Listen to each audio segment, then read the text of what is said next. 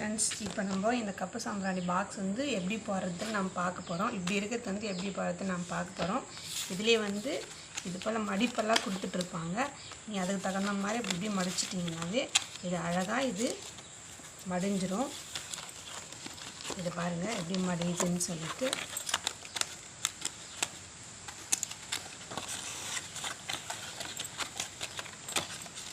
இது பாருங்கள்,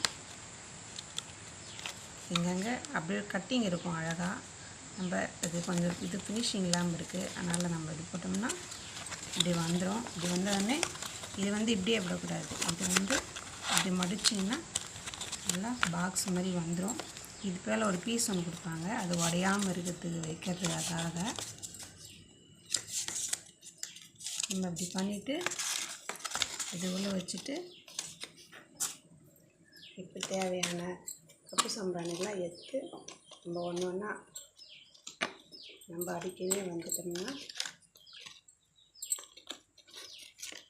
நம்ம பாக்ஸை வந்து ஃபினிஷ் பண்ணிடலாம். நான் போடுறது வந்து 12 பீஸு. இது வந்து கப்பு சாம்பிராணி வச்சு இதில் ஏற்றுறதுக்காக நம்ம ஒரு பீஸ் வைக்கிறோம். இதை வச்சு அழகாக இதில் பண்ணிட்டோம்னா வந்துடும். இது அப்படியே சீல் பண்ண வேண்டியது தான். சீல் பண்ணிட்டோம்னா இந்த கப்பு சாம்பிராணி பாக்ஸ் தயார். தேங்க்யூ.